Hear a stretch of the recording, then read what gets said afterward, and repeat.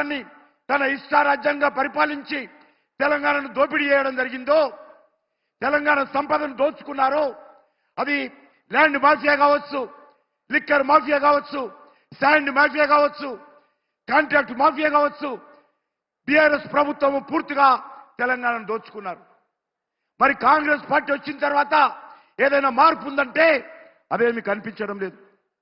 ఆ రోజు కేసీఆర్ కుటుంబం అవినీతికి పాల్పడితే వేల కోట్ల రూపాయలు దోపిడీ చేస్తే ఈరోజు కాంగ్రెస్ పార్టీ అధికారంలోకి వచ్చినటువంటి ఈ 100 రోజుల్లోనే మరి రాహుల్ గాంధీ ట్యాక్స్ పేరు మీద మనం ఓటేసిన పాపానికి దేశమంతా కాంగ్రెస్ పార్టీ రానున్నటువంటి పార్లమెంట్ ఎన్నికల కోసము తెలంగాణలో ఉన్నటువంటి రియల్ ఎస్టేట్ వ్యాపారస్తుల పైన, బిల్డర్స్ పైన, కాంట్రాక్టర్ల పైన, కంపెనీల దగ్గర బెదిరించి ఈరోజు కాంగ్రెస్ పార్టీ పెద్ద ఎత్తున రాహుల్ గాంధీ ట్యాక్స్ వసూలు చేస్తున్నటువంటి విషయాన్ని మనం చేస్తా ఉన్నాను. అందుకే ఈరోజు ఈ 2 పార్టీలు కుటుంబ పార్టీలే, ఈ 2 పార్టీలు అవినీతి పార్టీలే, 2 పార్టీల డిఎన్ఏ ఒకటే. దీనికి తోడు కలిసింది ఎంఐఎం పార్టీ. ఈరోజు ఈ కాంగ్రెస్ పార్టీ కానీ, బీఆర్ఎస్ పార్టీ కానీ ఎంఐఎం కొమ్ము కాసేటువంటి పార్టీలే. కుహన లౌకికవాదంతో, ఓటు బ్యాంక్ రాజకీయాలతో ఈ యొక్క 3 పార్టీలు కూడా తెలంగాణ ప్రజలను గత అనేక సంవత్సరాలుగా దోచుకున్న విషయం మనం చేస్తా ఉన్నాను. 10 సంవత్సరాల క్రితం కాంగ్రెస్ పార్టీ అధికారంలో ఉంది, మళ్ళీ ఈ మధ్యలో అధికారంలోకి వచ్చింది. ఎందుకు మనం చేస్తా ఉన్నానంటే వీళ్ళందరూ కూడా ఎప్పుడో ఒకసారి కలిసిన పార్టీలే, కలిసి కాపురం చేసినటువంటి పార్టీలే, కలిసి ఎన్నికల్లో పోటీ చేసినటువంటి పార్టీలే, కలిసి అధికారాన్ని పంచుకున్నటువంటి పార్టీలే. ఈ 2 పార్టీలకు తేడా లేదు, దొందే. ఈ యొక్క ఒకే తానుముక్కలు ఈ యొక్క పార్టీలు. తెలంగాణలో నిజమైనటువంటి మార్పు రావాలంటే, నిజమైనటువంటి ప్రజాస్వామ్య వ్యవస్థ రావాలంటే ఈ కుటుంబ పార్టీలకు చరమ విగితం పాడాలి. టీఆర్ఎస్ పార్టీ కేసీఆర్ తన కొడుకును ముఖ్యమంత్రి చేయాలని చూస్తారు, కాంగ్రెస్ పార్టీ రాహుల్ గాంధీని ప్రధానమంత్రి చేయాలని చూస్తారు. కానీ ఒక్క భారతీయ జనతా పార్టీ మాత్రమే ప్రజల కోసం పనిచేసేటువంటి పార్టీ, దేశం కోసం పనిచేసేటువంటి పార్టీ, దేశ అభివృద్ధి కోసం పనిచేసేటువంటి పార్టీ. కాబట్టి మీ అందరూ కోరుతా ఉన్నాను, ఈరోజు దేశంలో నరేంద్ర మోడీ గారి నాయకత్వంలో 3వసారి హ్యాట్రిక్ ప్రధానమంత్రిగా ఈరోజు దేశ ప్రజల ముందు రాబోతా ఉన్నారు.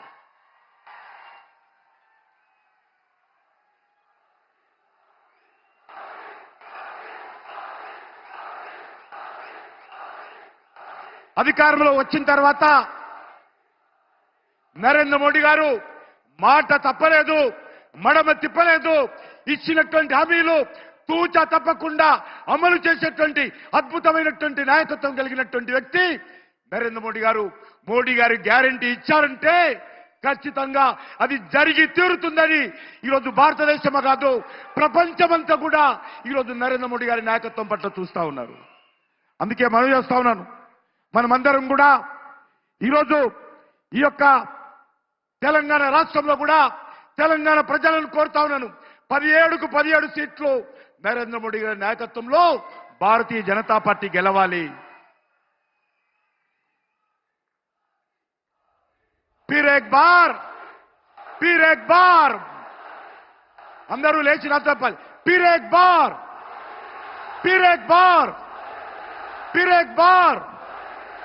अब की बार 400 पार, अब की बार మా కుటుంబ సభ్యుడే మీరు అనాలి. మోడీ మా కుటుంబ సభ్యుడే, మోడీ మోడీ మోడీ मेरा मोदी मेरा परिवार, मेरा मोदी मेरा मोदी मेरा मोदी मेरा मोदी। भारत माता की जय श्री राम. 2 చేతులు కూడా ఎత్తి మాట్లాడి జై శ్రీరామ్, జై శ్రీరామ్.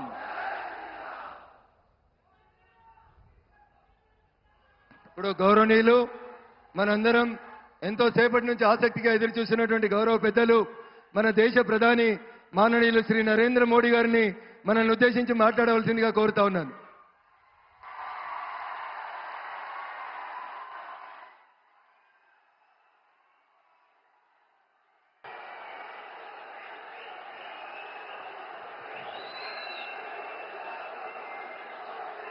भारत माता की,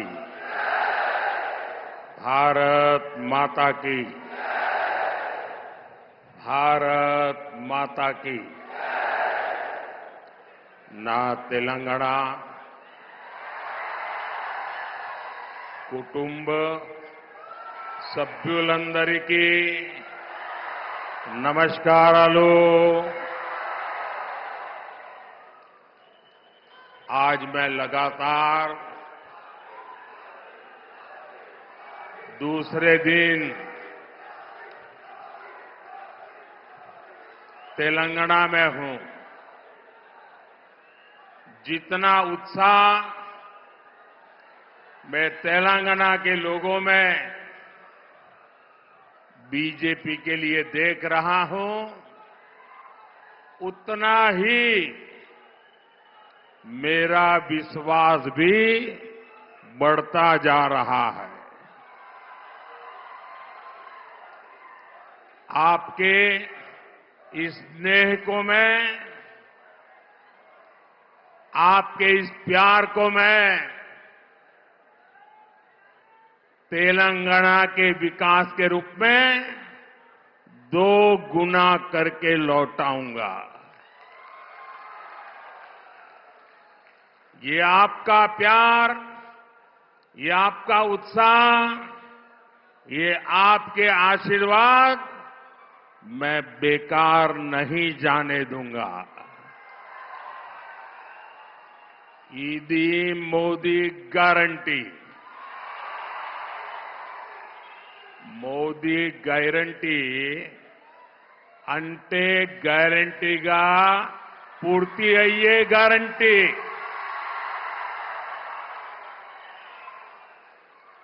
और साथियों, आप भी जानते हैं कि मोदी जो कहता है वो करके दिखाता है। मैंने आपसे कहा था कि हम सब मिलकर भारत को पूरे विश्व में एक नई ऊंचाई पर ले जाएंगे। आज आप देख रहे हैं कि कैसे भारत पूरे विश्व में आशा की किरण बनकर नई ऊंचाई छू रहा है। और मैंने देखा है कि विदेशों में हमारा जो डायस्पोरा है ना, इसमें हमारे तेलुगु भाषी बहुत बड़ी मात्रा में है। और ये हमारे तेलुगु भाषी आज दुनिया में जब वो कहते हैं ना मैं हिंदुस्तान का हूं, उसका भी डंका जम जाता है। होता है कि नहीं होता है? आपको गर्व होता है कि नहीं होता है? आपका माथा ऊंचा होता है कि नहीं होता है? साथियों, हमने जम्मू कश्मीर से आर्टिकल 370 के अंत की बात कही थी, आर्टिकल 370 हटाने की बात कही थी। ये वादा बीजेपी ने पूरा किया कि नहीं किया? करके दिखाया कि नहीं दिखाया? और ये काम इतना बड़ा हुआ है कि आजकल आर्टिकल 370 फिल्में बन रही हैं और बहुत पॉपुलर हो रही है। पहली बार देश में इतिहास की इन विषयों में इस फिल्म के माध्यम से लोगों में रुचि दिखाई दे रही है, इंटरेस्ट दिखाई दे रहा है। साथियों, हमने कहा था कि हम सब मिलकर अयोध्या के भव्य मंदिर में भगवान राम का स्वागत करेंगे। स्वागत किया कि नहीं किया? शान से किया कि नहीं किया? गौरव से किया कि नहीं किया? हिंदुस्तान के हर व्यक्ति ने किया कि नहीं किया? पूरे भारत ने किया कि नहीं किया? दुनिया भर में भारतीयों ने किया कि नहीं किया? मोदी की गारंटी हुई कि नहीं हुई?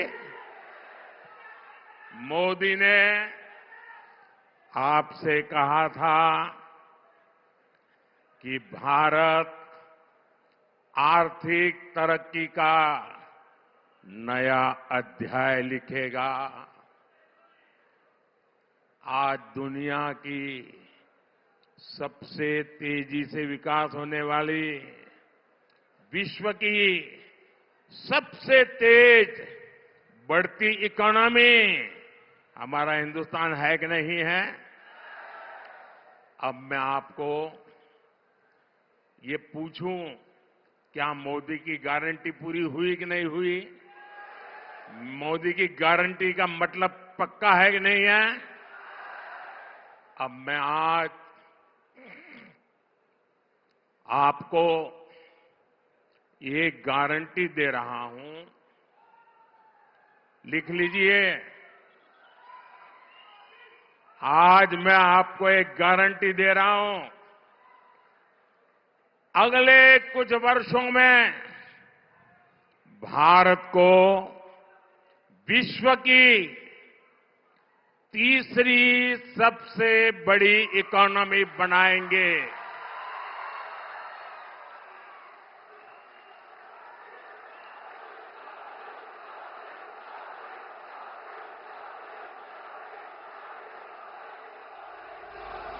और ये वादा भी पूरा होगा क्योंकि ये मोदी की गारंटी है। और आप सब जानते हैं, पूरा देश जानता है, మోదీ గ్యారంటీ అంటే గ్యారంటీగా పూర్తి అయ్యే गारंटी। साथियों, आज जब मोदी आपसे और आपके परिवार को दी गई गारंटी को पूरा करने में लगा है, तो कांग्रेस और उसके साथी मोदी को, मोदी के परिवार को गाली देने पर उतर आए हैं।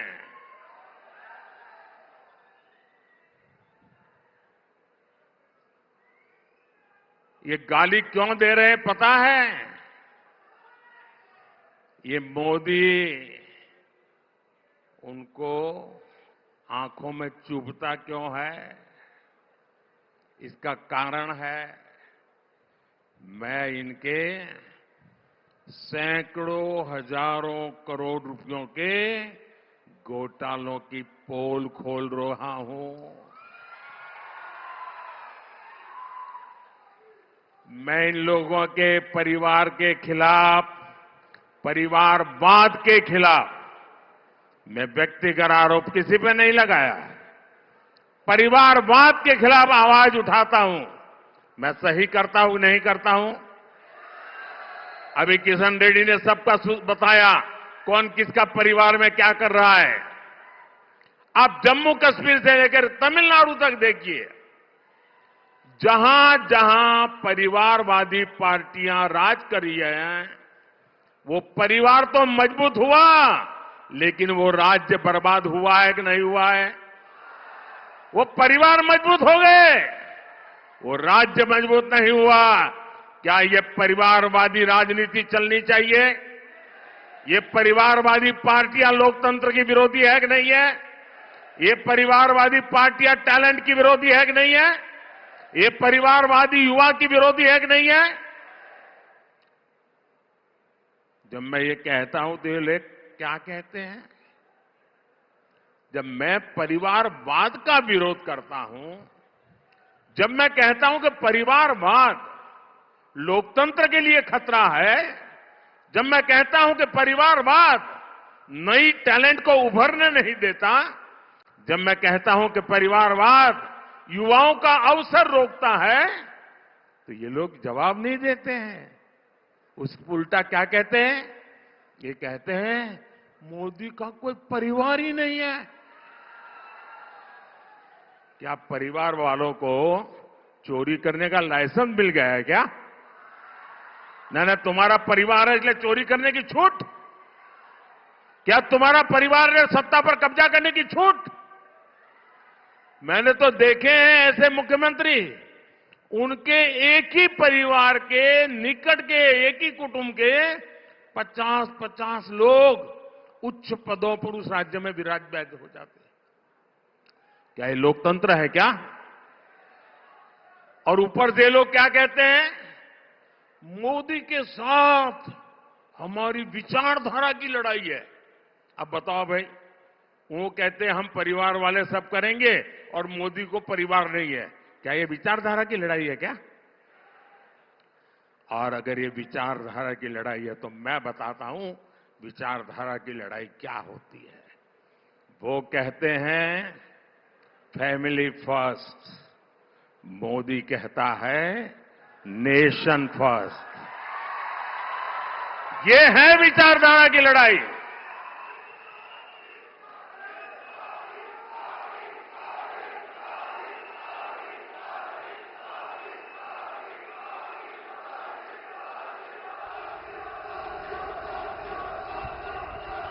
उनके लिए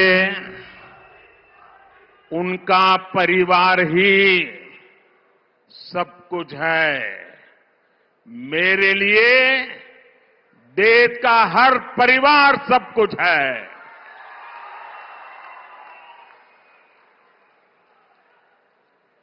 इन्होंने अपने परिवार के हितों के लिए देश हित को बलि चढ़ा दिया। मोदी ने देश हित के लिए खुद को खपा दिया है।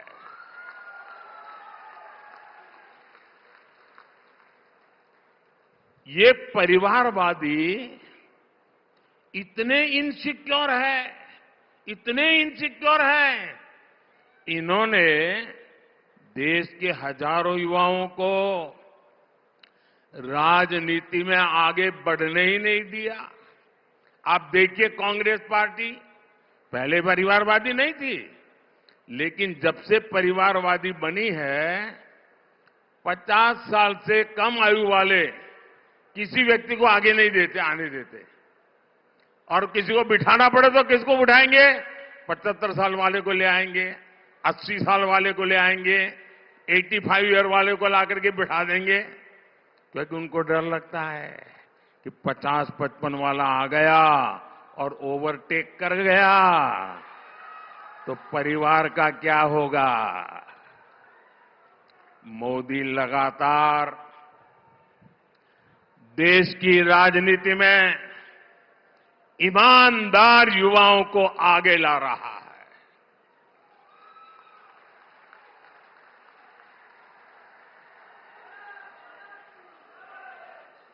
ये परिवारवादियों ने देश को लूटा, अपनी तिजोरियां भरी।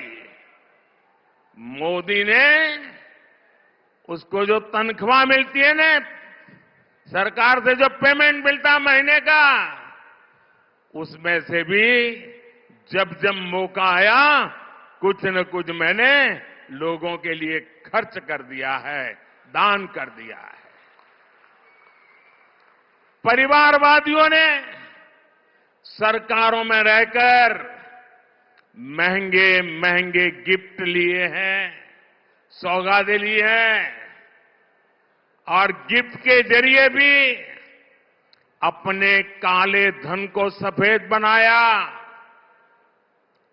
लेकिन मोदी ने आज तक जो गिफ्ट मिलती है वो सारी गिफ्ट तोशाखाना में जमा करा देता है, उसकी नीलामी होती है, और जो पैसे आते हैं वो पैसे मां गंगा की सेवा में लगा देता है। आपको जान करके खुशी होगी, आप जिस मोदी के परिवारजन है ना, इस परिवार का सर कभी झुकने नहीं दूंगा मैं। आप मेरे परिवारजन हैं, आपका माथा कभी नीचे नहीं होने दूंगा। जब मैं गुजरात में था तो मुझे जो भेंट सौगात मिलती थी ना, उस समय भी मैं उसकी नीलामी करता था और उन पैसों को मैं गरीब की बेटियों की पढ़ाई के लिए लगा देता था। और आपको जानकर के आनंद होगा, मेरे तेलंगाना के भाई बहन, हमारे मीडिया वालों के लिए ये जो मैं बोल रहा हूं वो खबरें नहीं होती हैं, क्योंकि अगर ये खबरें छप जाए तो बाकी लोगों को बहुत नीचा दिखाना पड़ेगा। इसलिए ऐसी खबरों को दबा दिया जाता है। आपको जानकर खुशी होगी, गुजरात में और दिल्ली में आकर मुझे जो भी लोग गिफ्ट देते हैं, यहां कोई शाल पहना देता है, कोई मूर्ति दे देता है, ये जो कुछ भी मुझे मिलता है ना, उसकी नीलामी की है, सत्कार्य के लिए की है। इसलिए लोगों ने भी बढ़ चढ़ करके नीलामी में हिस्सा लिया। और ये आपका सेवक वो क्या करता है, अब तक करीब करीब 150 करोड़ रुपया ये लोगों की सेवा में लगा दिए हैं। दोस्तों, अगर मैं भी परिवारवादी होता तो ये सब ले जाता और कोई पूछता ही नहीं। वो कहते भाई मंच पे दिया था, वो तो उनका है। मैंने इसको भी आपकी सेवा में अर्पित कर दिया है। साथियों, उन्होंने